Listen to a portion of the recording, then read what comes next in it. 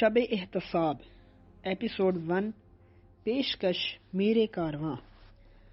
اگر آپ کو ہماری ویڈیو پسند آئے تو اسے لائک اور شیئر کریں، چینل کو سبسکرائب کریں اور بیل آئیکن کو پریس کریں تاکہ ہماری آنے والی ویڈیوز آپ تک بآسانی پہنچ سکیں۔ بنگلے کے لان پر رنگ و نور کا سیلاب آیا ہوا تھا۔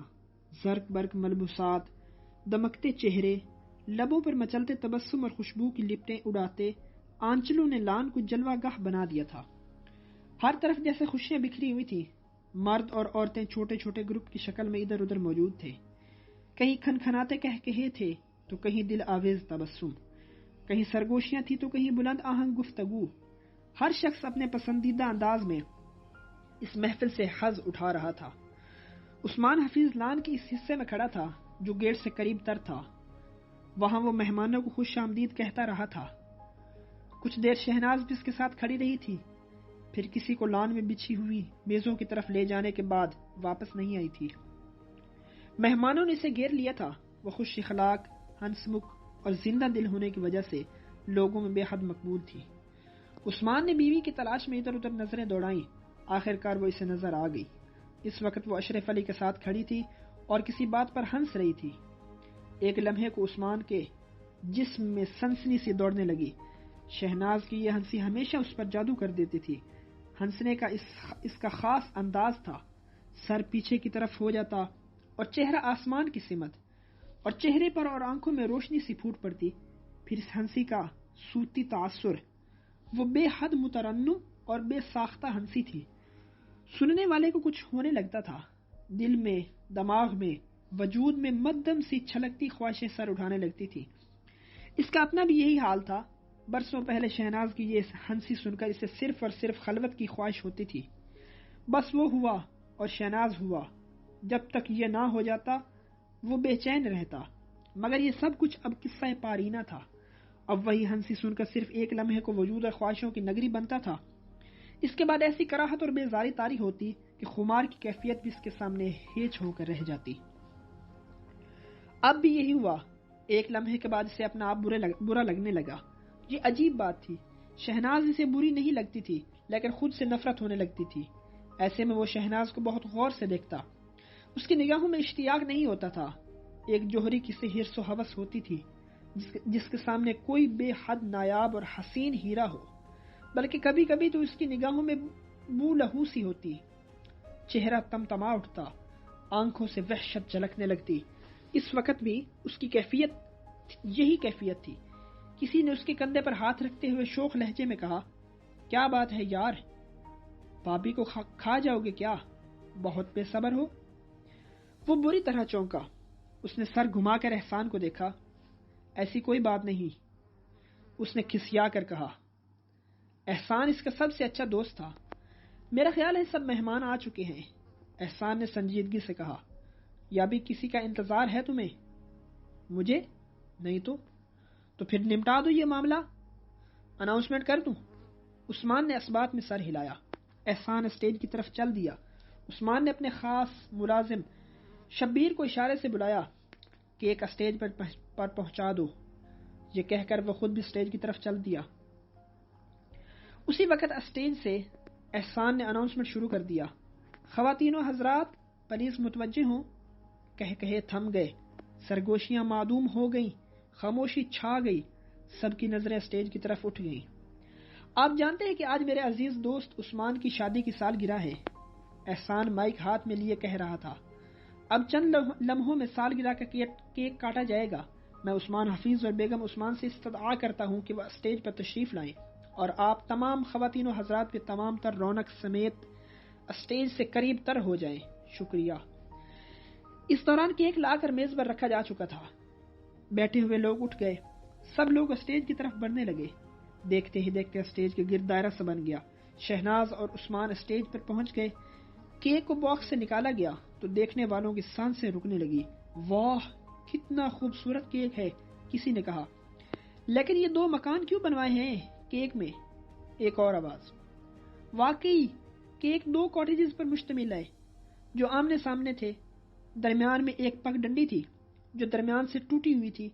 وہاں ایک گہری کھائی تھی جو دونوں کاٹیجز کا ایک دوسرے سے رابطہ منقطع کر رہی تھی۔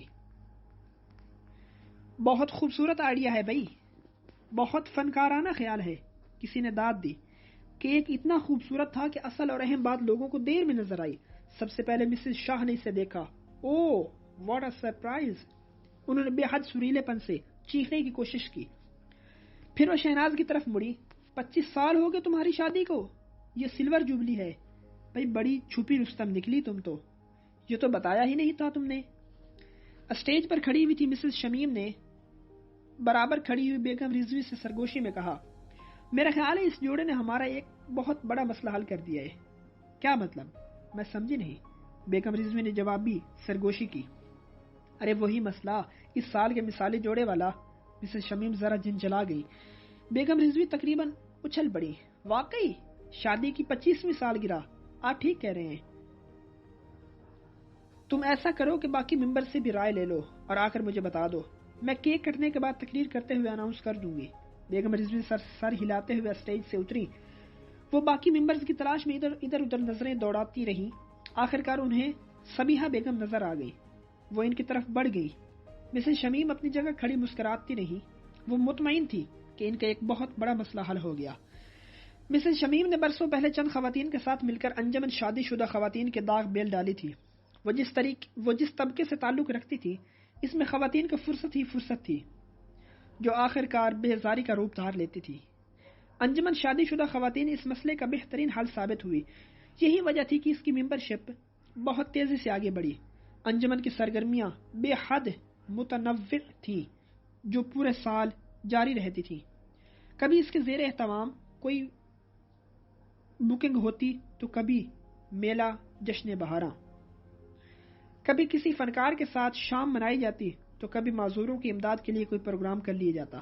لیکن انجمن کا خاص اور مقبول پروگرام یہ تھا کہ ہر سال ایک جوڑے کو سال کے مثالی جوڑے کا ایوارڈ دیا جاتا تھا۔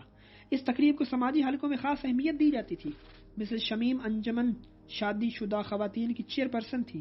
یہ مثالی جوڑے والا سلسلہ انہوں نے شروع تو کر دیا تھا، مگر اب وہ اس انجمن کے لیے بہت بڑا مسئلہ بن گیا تھا۔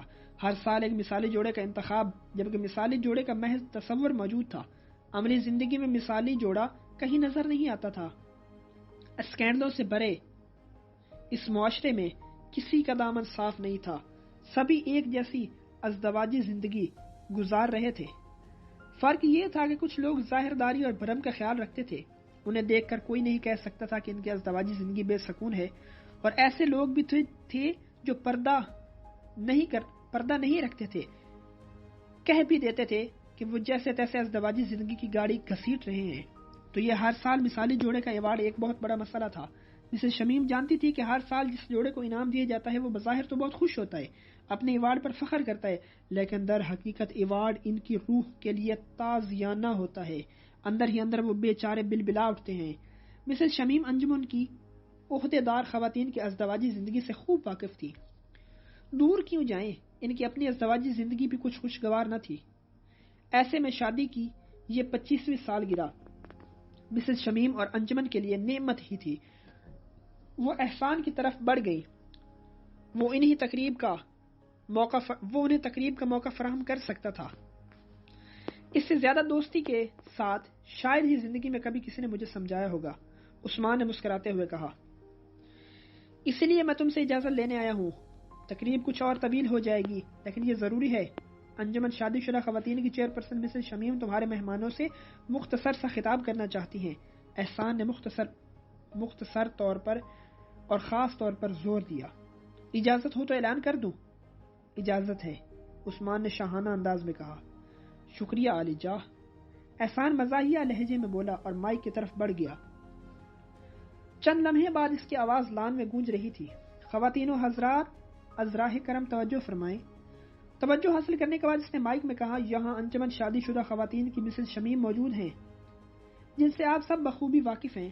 وہ ہم سب کی بے رنگ زندگی میں زندگی بھرنے کا اہتمام کرتی ہیں۔ مسز شمیم آپ لوگوں سے کچھ کہنا چاہتی ہیں؟ اور ایک اہم اعلان بھی انہیں کرنا ہے۔ توجہ فرمائیں، ladies and gentlemen, Mrs Shamim بڑے وقار انداز میں آئیں اور مائک تھام لیا۔ دوستوں، میں آپ کا زیادہ وقت نہیں لوں گی۔ عثمان اسٹیج سے اتر آیا، لوگوں کو مبارکباد وصول کرتا وہ لان کی ایک نیم تاریک گوشے کی طرف چل دیا۔ در حقیقت اسے اس وقت تنہائی کی شدید ضرورت تھی۔ تنہائی، اور ایسی محفل میں تنہائی، محفل بھی وہ جس کا ہیرو وہ خود تھا۔ ایسے میں وہ گھر کے اندر بھی نہیں جا سکتا تھا کہ یہ آداب میزبانی کے خلاف تھا، یہ بد اخلاقی ہوتی۔ اس نے ایک کرسی گھسیٹی اور اس گوشے میں جا بیٹھا۔ وہاں سے گزرتی ہوئی دو خواتین نے حیرت سے اسے دیکھا۔ عثمان صاحب خیریت ہے؟ ان میں سے ایک نے پوچھا۔ یہاں اس طرح کیوں آ بیٹھے ہیں آپ؟ کچھ نہیں بیگم خورشید، کچھ طبیعت بھی ٹھیک نہیں ہے، پھر تھکن بھی ہو گئی ہے، اس نے جواب دیا۔ وہ دونوں آگے بڑھ گئی۔ چند قدم آگے جا کر ایک نے دوسری سے کہا، شراب کی طلب ہو رہی ہوگی بیچارے کو، پہلو گرم کرنے کی بھی فکر ہوگی، اب آج تجھے ممکن نہیں ہے نا، دوسری بولی۔ یہ جملے کرسی پر بیٹھے ہوئے عثمان نے بھی سن لیے۔ وہ دل ہی دل میں اپنی سماعت کو برا بھلا کہنے لگا، جو وہ باتیں بھی سمیٹ لیتی تھی جو اس کے لیے نہیں ہوتی تھی۔ اس کے نتیجے میں بلا وجہ کی اذیت اٹھانی پڑتی تھی۔ ابھی کچھ ہی دیر پہلے اس نے بیگم رضوی کے وہ سرگوشی سن لی تھی جو مسز شمیم کے لیے تھی۔ اس نے سر اٹھا کر اسٹیج کی طرف دیکھا۔ مسز شمیم بڑے خوش و خرم لہجے سے بولی، لیکن اس تک بس ان کی آواز پہنچ رہی تھی، لفظ نہیں۔ کیا طرفہ تماشا ہے یہ میری سماعت، وہ بڑبڑایا، یہ تقریر سنائی نہیں دے رہی۔ اب وہ سرگوشی اب تک کانوں میں گونج رہی تھی۔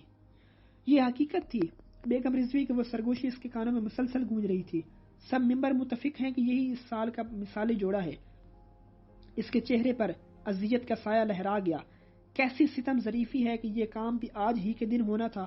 آج کے دن، یہ دن تو کسی اور ہی کے لیے مخصوص ہے۔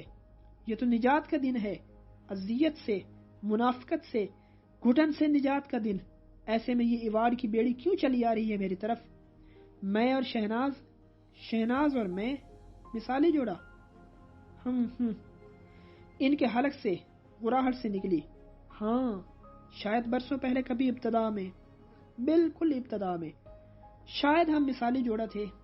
اس وقت جب میری محبت شفاف، بے داغ تھی، پرستش کی حد کو پہنچی ہوئی تھی، مگر اب تو وہ کوئی بھولا بسرا خواب بھی نہیں رہی۔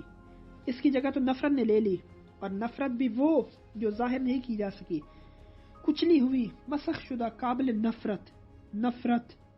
اور وہ دن شہناز کتنی خوبصورت تھی، اسے دیکھ کر سانسیں رکنے لگتی تھی۔ خیر، خوبصورت تو وہ اب بھی ہے، اس کے اندر سے کسی نے کہا۔ وہ اس کی تردید کرنا چاہتا تھا، مگر اس کی فطرت کی معقولیت نے اسے روک دیا۔ اس نے سر اٹھا کر پھر اسٹیج کی طرف دیکھا۔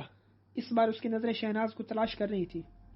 لان کے جگمگاتے قلب میں وہ مسز شاہ کے ساتھ کھڑی باتیں کرتی نظر آئی۔ اس نے اسے ناقدانہ نظروں سے دیکھا۔ شہناز پہلے کی طرح نہیں، پہلے سے بھی زیادہ خوبصورت ہے اب۔ اس کی معقولیت نے اعتراف کیا۔ وہ اسے ناقدانہ نظروں سے دیکھتا۔ 25 سال پہلے کی شہناز سے اس کا موازنہ کرتا رہا۔ کون کہہ سکتا ہے کہ اس عورت کی عمر 50 سال ہے؟ وہ 30-35 سال سے زیادہ ہرگز نہیں لگتی۔ کیا انسانوں کی طرح وقت کو بھی دھوکہ دیا جا سکتا ہے؟ 25 سال پہلے کی شہناز بلا شبہ حسین تھی۔ وہ معصوم اور کم عمر بھی تھی۔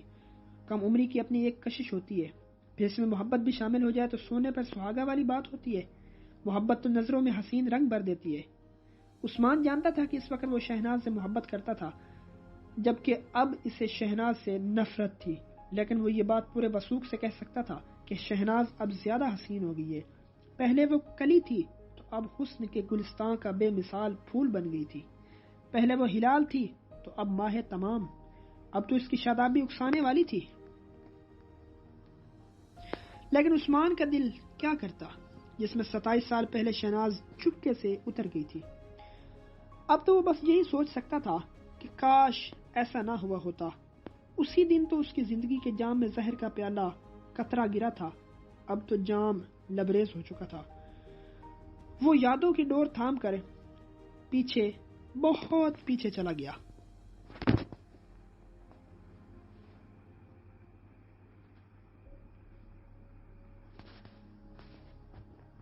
شہناز سے تو اس کا رشتہ ہی دکھ کا تھا۔ اس کی پہلی دید کے ساتھ اس کی زندگی کا سب سے بڑا غم پیوست تھا۔ بعض غم ایسے ہوتے ہیں جنہیں آدمی کبھی نہیں بھولتا، وہ غم بھی ایسا ہی تھا۔ یہی وجہ تھی کہ وہ کوشش کے باوجود شہناز کی پہلی دید کو کبھی نہ بھول سکا۔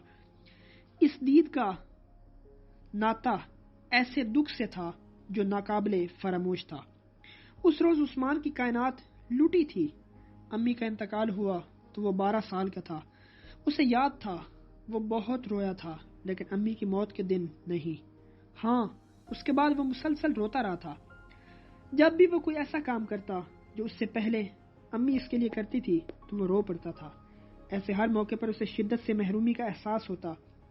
رات کے وقت دودھ پینا تو اس نے چھوڑ ہی دیا تھا۔ کون خود جا کر گلاس میں اپنے لیے دودھ لائے، پھر امی کو یاد کر کے روتا رہے۔ پھر ایک رات وہ بستر پر کروٹیں بدل رہا تھا کہ ابو نے دھیرے سے اسے پکارا۔ اس نے آنکھیں کھول کر دیکھا، وہ دودھ کا گلاس ہاتھ میں لیے اس کے بیڈ پر کھڑے تھے۔ اس کی سمجھ میں کچھ بھی نہیں آیا۔ جی ابو، اس نے پوچھا۔ یہ دودھ پی لو بیٹے، ابو نے رندی ہوئی آواز میں کہا۔ وہ اچانک ہی پھوٹ کر رونے لگا۔ زخم جیسے پھر سے ہرا ہو گیا۔ ابو نے دودھ کا گلاس بیڈ کے پاس پڑی سائیڈ ٹیبل پر رکھا اور بیڈ پر بیٹھ کر اسے اپنی باہوں میں بھر لیا۔ وہ بچوں کی طرح بلکتا رہا اور ابو اسے تھپکتے چمکارتے رہے۔ جانے یوں کتنی دیر گزری، پھر برسات تھمی تو ابو نے اسے اپنے ہاتھ سے دودھ پلایا۔ میں بہت کم ظرف ہوں بیٹے، انہوں نے معذرت بھرے لہجے میں کہا۔ اپنے غم میں الجھ کر تمہارے غم کو بھول گیا۔ مجھے یاد نہیں رہا کہ تمہارا غم میرے غم سے کتنا بڑا ہے۔ مجھ سے تو میری شریک سفر چھینی ہے، لیکن تم تو اپنی جنت سے محروم ہو گئے ہو۔ یہاں پر ایپیسوڈ 1 کا اختتام ہوتا ہے۔ بقیہ کہانی سننے کے لیے ایپیسوڈ 2 سماعت فرمائیں۔